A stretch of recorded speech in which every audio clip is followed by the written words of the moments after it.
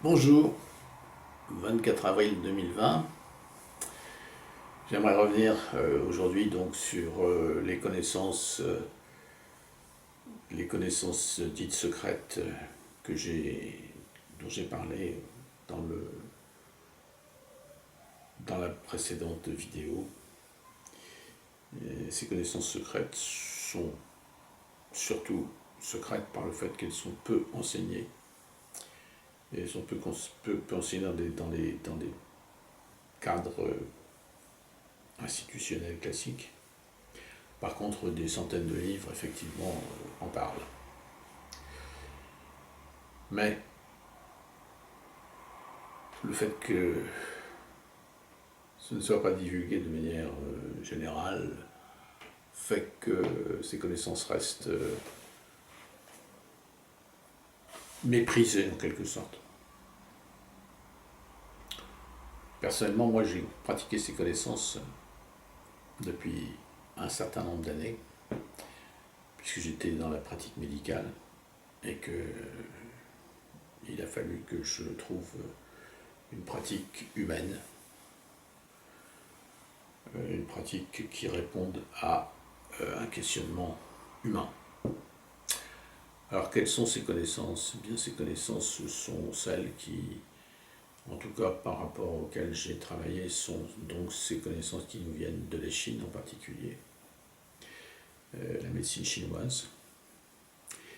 Mais on s'aperçoit que aussi ces connaissances ont été pratiquées aussi dans d'autres civilisations. Voilà, donc on peut dire que ces connaissances reposent sur une ouverture au ciel, sur une ouverture à la notion aussi d'une numérologie, d'une relation au nombre, qui affirme des puissances énergétiques dans le corps humain. Ça paraît un petit peu compliqué, mais ça ne l'est pas quand on les connaît bien. Et il y a un lien donc de l'homme d'abord au nombre. Dès qu'il commence à s'intéresser et se poser la question de ce qu'il est, de ce qu'il fait sur Terre, l'homme considère que d'abord il est le fruit unique, chaque personne étant le fruit unique d'abord d'une rencontre de deux personnes. Son père, sa mère. Et c'est vrai qu'il peut associer au départ cette dualité à la dualité Soleil-Lune, qui est la dualité qui va sculpter son destin, sculpter sa vie, en particulier dans l'hémisphère nord, car il y a un cycle du Soleil annuel, un cycle lunaire dans tous les pays, de manière un peu évidente et égale. C'est le cycle lunaire. Ces deux cycles, il va le mettre en relation avec la dualité de son corps. Car nous avons un corps constitué de deux mains, de deux pieds, de deux yeux, deux oreilles, deux jambes, deux bras. Cette dualité, il va effectivement la relier, peut-être déjà, à cette dualité Père-Mère, Soleil-Lune. C'est ainsi que va naître cette dimension taoïste, du yin et du yang. Et tous les cultes, en particulier lunaires, puisque disons que dans l'hémisphère nord, mais plutôt vers l'équateur, on va aussi avoir une domination de la Lune. Et qu'on va être au départ dans une relation très mensuelle, très courte avec cette Lune qui apparemment sculpte et divise en deux beaucoup de choses. Donc le chiffre 2 est le chiffre sur lequel tout va commencer. Ensuite, on peut aboutir rapidement, puisque nous sommes entre ces deux origines, au chiffre 3. la triangulation qui donnera la trigonométrie. Et puis aussi l'aspect cyclique de la relation Soleil au Soleil. Les équinoxes, les solstices vont donner cet découpage en 4.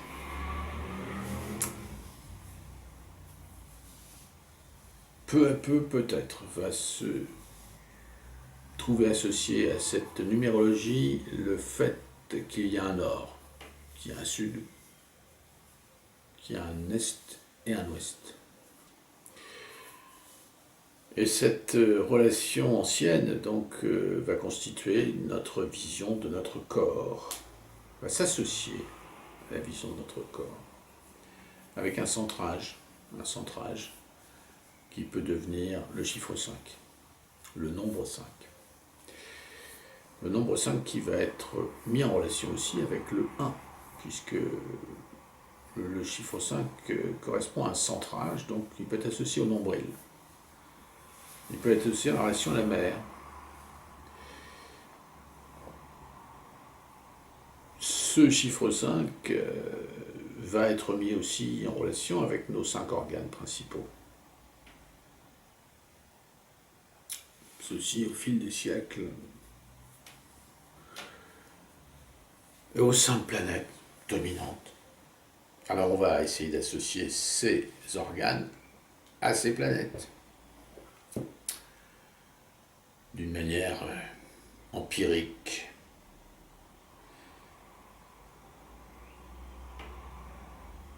Peut-être aussi en regardant aussi les individus, on va associer aussi ces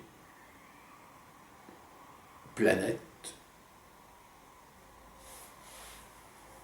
que l'on va peu à peu connaître dans leur cycle, avec une relation, dans une relation avec la Terre, avec notre vie. À savoir, on va peut-être regarder une petite planète qui s'appelle Mercure, qui va être très liée à la Terre.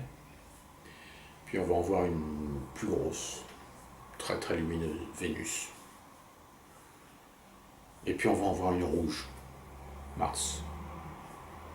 Et puis on va en voir une aussi assez lumineuse, Jupiter. Et puis une autre, Saturne. La lenteur des cycles, la rapidité des cycles va être associée de près à la Terre, comme Mercure, comme Vénus, puis comme Mars, ensuite comme Jupiter, et ensuite comme Saturne. Ce qui définira des profondeurs, des qualités d'organes, des qualités de fonction. Donc la numérologie, première des sciences, va nous apporter, dans l'association avec ces planètes et avec ces organes, une connaissance très exacte au fil des siècles. La pensée chinoise va bien organiser cette hiérarchisation en termes de vitesse, en termes de puissance, en termes de luminosité, en termes de dynamique, et va en faire une science médicale.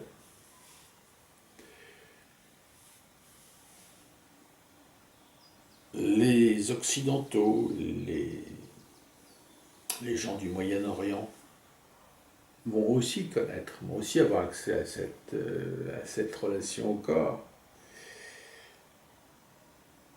Et ils vont aussi surtout garder aussi cette grande religiosité par rapport aux astres principaux, le Soleil et la Lune, à travers l'Égypte. Ils vont comprendre la puissance solaire, qui ne va pas être contestée par la médecine chinoise, par exemple, le regard des Chinois. à savoir que le Soleil est effectivement la zone la plus associée à la personne, au conscient. La Lune va être beaucoup plus associée à la mort, à la transformation. Et là, tous les mythes grecs, tous les mythes égyptiens, toutes les connaissances égyptiennes, toutes les religions de ces peuples, va se trouver de plus en plus élaborée, avec une domination finalement du ciel par rapport à l'homme. Les Chinois vont être, eux, plus intégrateurs de ces influences, et ils vont élaborer une pratique capable de maîtriser ces influences. Voilà, donc cette connaissance compliquée, complexe, est une connaissance qui va s'avérer personnelle. Et la religion ou la connaissance qui va pointer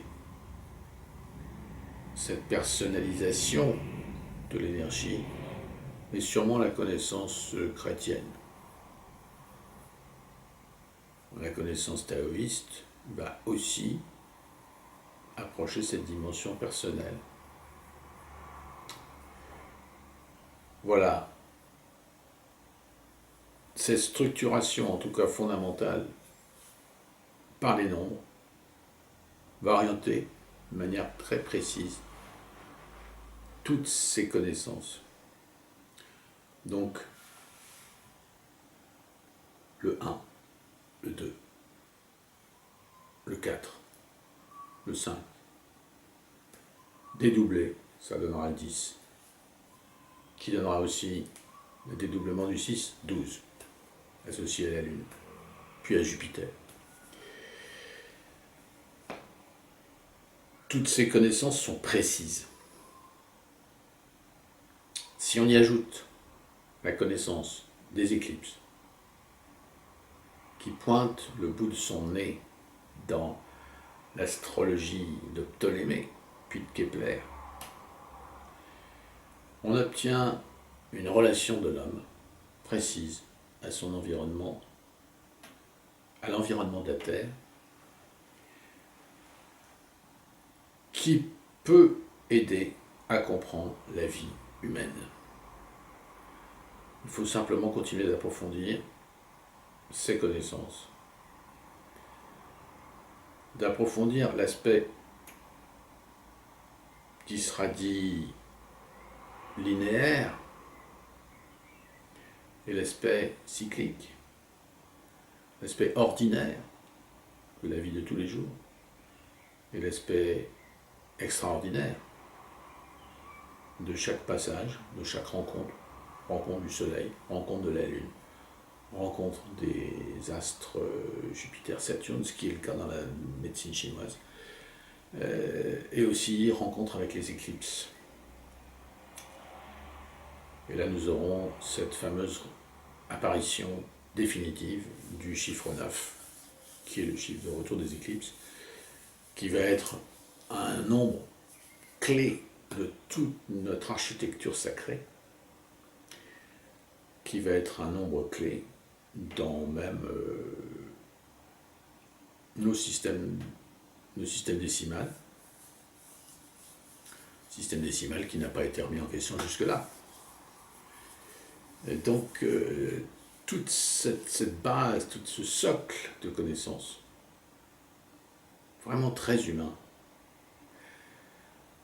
est une connaissance que l'on peut partager, que l'on peut développer. Pour approcher cette spécificité des rapports que nous avons, chaque personne, avec ce système centré, ce système terrestre, ce système que même quelqu'un comme Léonard de Vinci, avec son homme de Vitruve, avec par exemple l'idée du pentagone, du pentacle, de l'hexagone et toutes ces figures géométriques de la Renaissance, lui aussi a développé. On en fait aujourd'hui un homme central de la connaissance scientifique occidentale, mais c'est d'abord un homme qui a su hériter du passé. Pour aller plus loin, on peut citer aussi, évidemment, par rapport à l'astronomie et à l'astrologie, on peut citer Galilée,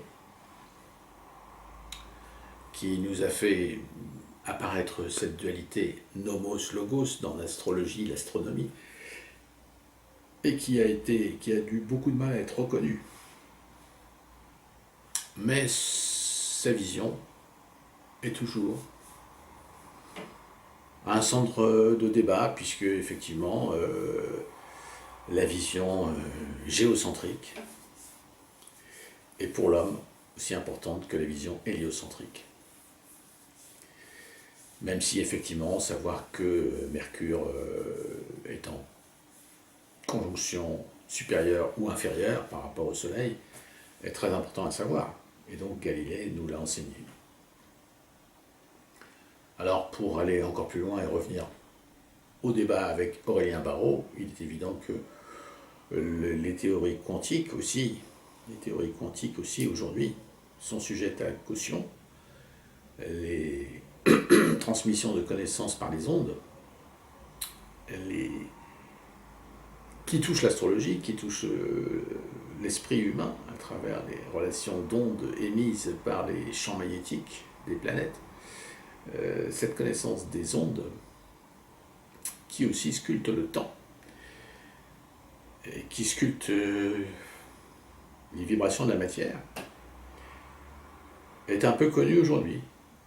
Et là aussi, comme Galilée, ces connaissances ont peine à se faire entendre.